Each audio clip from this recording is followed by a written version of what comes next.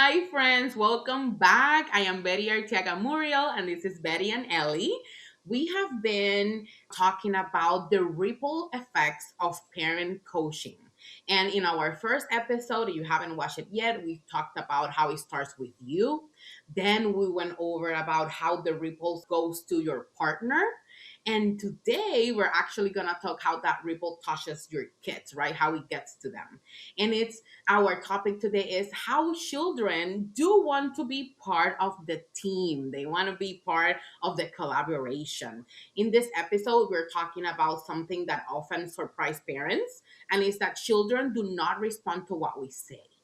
They respond to what we model. The way we handle stress, the way we move through conflict, the way we repair, communicate, and work together as adults.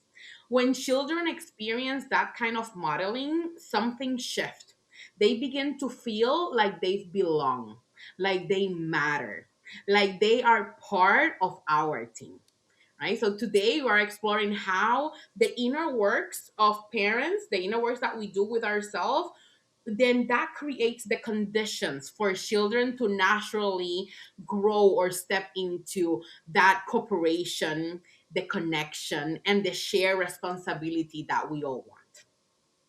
And before we begin, I am here today with Ellie Chase-Knott. And Ellie, do you want to introduce yourself? Yeah, hi. I'm Ellie Knott, and I'm a former preschool teacher. So as a parent coach, I love supporting families who have kids in that preschool age range to find their most authentic parenting path so they can raise their kids with more confidence, connection, and joy. Betty, how about you? Yes, my name is Betty Arteaga Muriel. I am the founder of Your Parenting Story LLC, and I support families, especially neurodivergent families and parents of teens, to transform those everyday parenting challenges into moments of connection, clarity, and growth. Because parenting is never about the behavior and it's about the story that we're living inside. And when a parent begins to shift that story, the whole family feels a change. I think the biggest lesson that I learned during my coaching and that I never actually knew, and is that every behavior is communication. Every behavior is the best attempt that your kid can do, like is trying to do, to communicate a need that is being unmet. And that to me was mind blowing, because what do you mean that even when they're on the floor in a tantrum going crazy, they're trying to communicate something, right? And they will gain an increase in the ability to communicate their needs so you can understand them and make informed responses, right? But the way I see it is when they're babies, we are attuned to them and we know that they have to cry when they need something. And when they're babies, we spend all of our times trying to figure out what is it that you need. But as soon as they can say two words, we automatically think that they are always going to be able to tell us what is it that they need. When in reality, they're wired to show us what they need. So I'm really interested, right, in your Mm-hmm. perspective, Ellie, especially coming from a former preschool teacher. How do you see this behavior as communication from your point? Yeah. So as I started, using all of the different parent coaching techniques and translating them to a school environment, I saw so many shifts, and I was able to really hone in my way of teaching to make a lot of changes that I saw in my students, as the year went on. And every behavior is communication. And when I could do that, for me, it shifted things from a place of like shame or blame or why are you doing this, right? Why are you doing this to me? And I was able to take responsibility and see, oh, how can I meet these needs, right? How can I set up the environment, set up the schedule?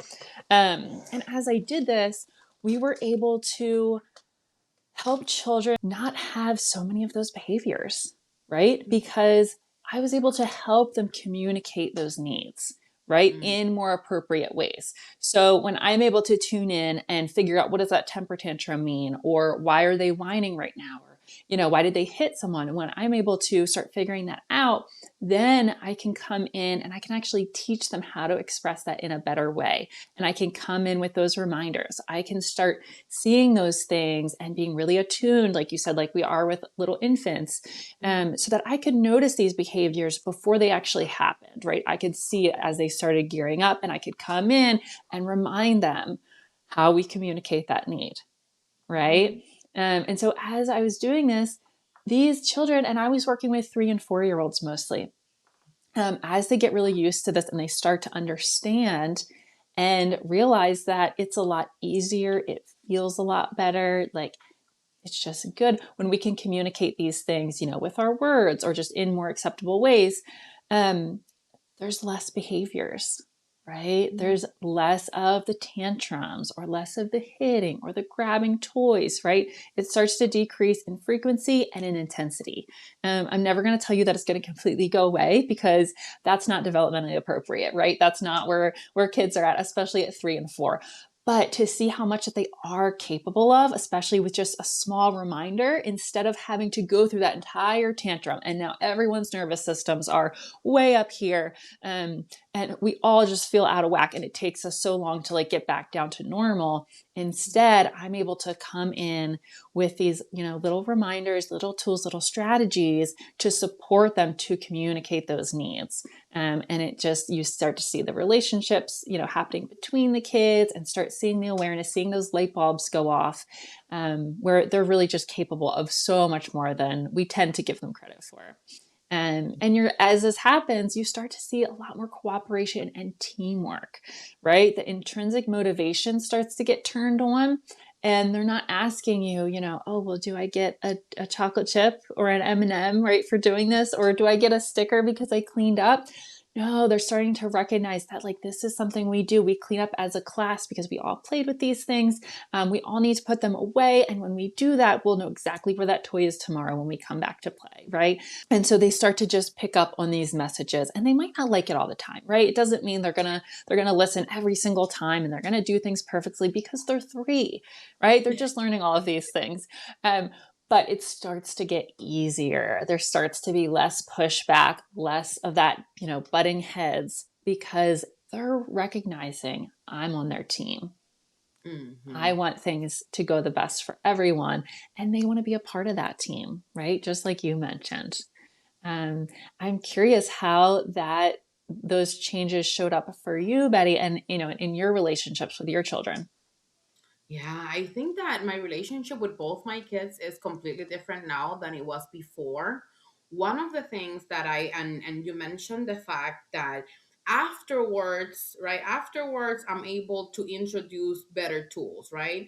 Before, when I will see the behaviors arising, and again, I have teens, when I will see that these behaviors arising, I was only responding to the behavior. So I Mm-hmm. was coming in with judgment, and I was coming in like, why are you doing this? You're not, you are this age and you're not supposed to do this and you're not supposed to respond. And I was coming in with all of this judgments and not actually seeing the situation as plain as sight, not as the shoulds, but as what it is.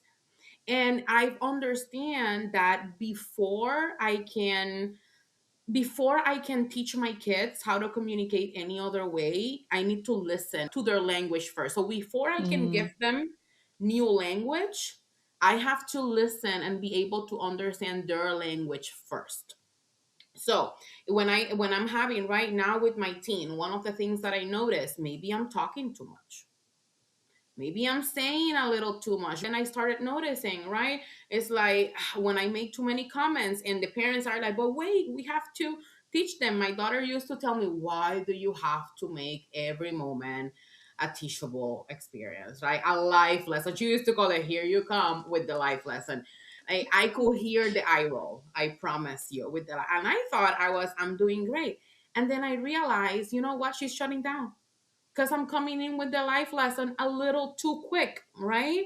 First, I need to be so you lost it right now, right? And it could be from the little kids with their tantrums to the teen tantrums, right? They're angry, they're mad, you don't know what it is, they're sulky and all of this. And at some point you just have to be like, Okay, I'm here. And you're sulky? We can be sulky. You're sad? We can be sad. We can be in silence. It's presence, right? It's there. That's Mm-hmm. what's developing the relationship. And the deeper, the more you are able to listen and not react and give them that space, the more they're able to come out of their shell and communicate. Today, I actually was with my daughter and her friend. And after her friend told me her life story, right? I'm sorry, I'm like the teacher. Sometimes I do hear like the kindergarten teachers, they know all your business.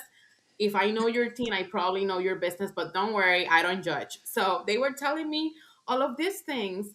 And afterwards, that she was like, "Oh wow, I just told you all of this." And my daughter goes and says, "Yeah, my mom is the best to talk about all of these things."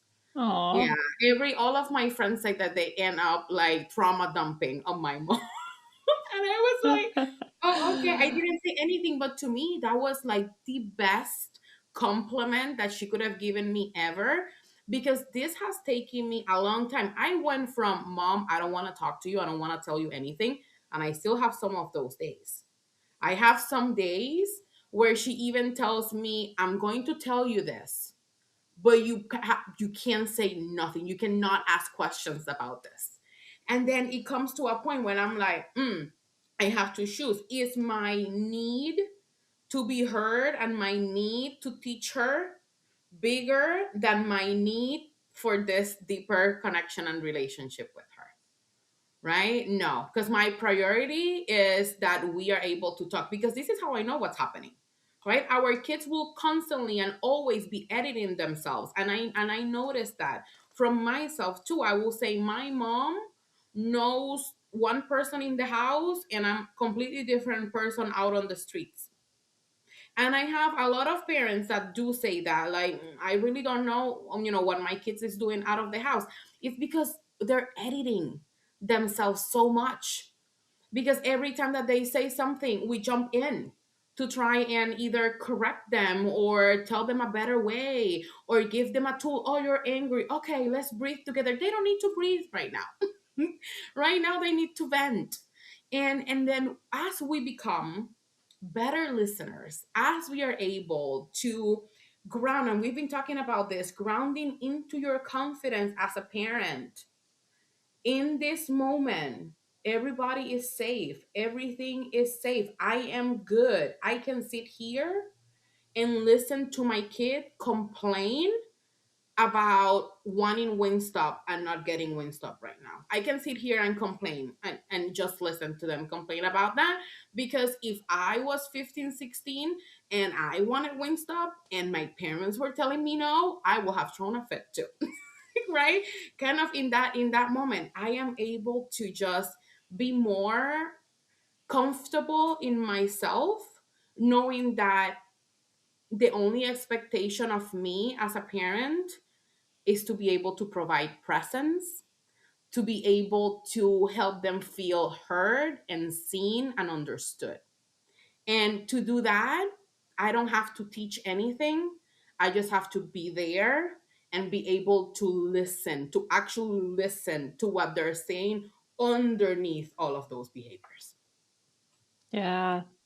I think you're explaining like the dream for a lot of parents, right? To have their teenager talk to them and actually tell them what's going on.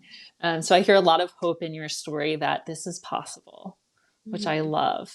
This whole parenting coaching, being coach, being certified as a parent coach, and bringing it into my family, into my household, bringing it to my spouse, then showing my kids what this work is all about. Now seeing how my kids are also talking to their friends about it. These kids are trying to get a whole group for they can come and talk, and they want me to find them somebody, so they and I'm like, "Oh, okay, so they want to be listened to. Hmm.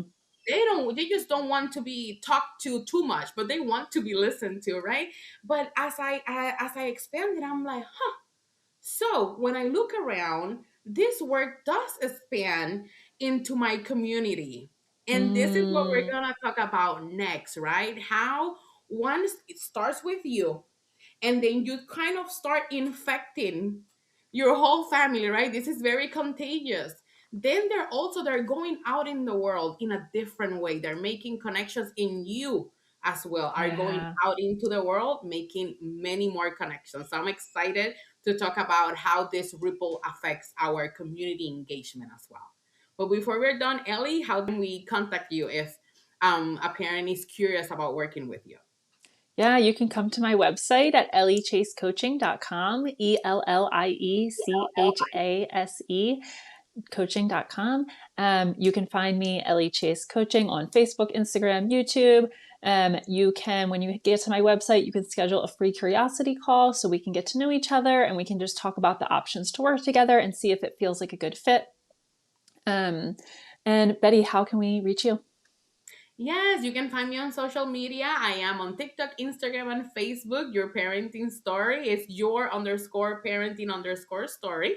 You can also go to my website, yourparentingstory.com, to find resources and to schedule a curiosity call.